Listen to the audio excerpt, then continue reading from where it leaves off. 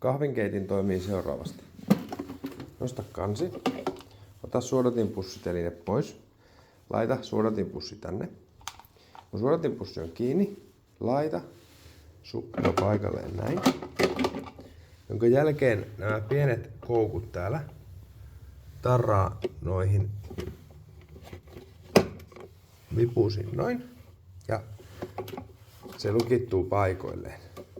On tärkeää, että ne osuu tuonne oikeisiin kohtiin, koska jos se jää kanittamaan esimerkiksi näin, niin keitin ei toimi.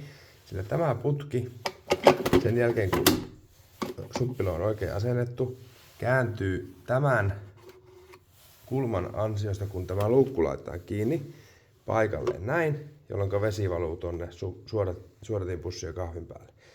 Mikäli tämä jää kanittamaan tuohon puoliväliin noin, niin vesi valuu tuonne väliin eikä kahvi valmistu.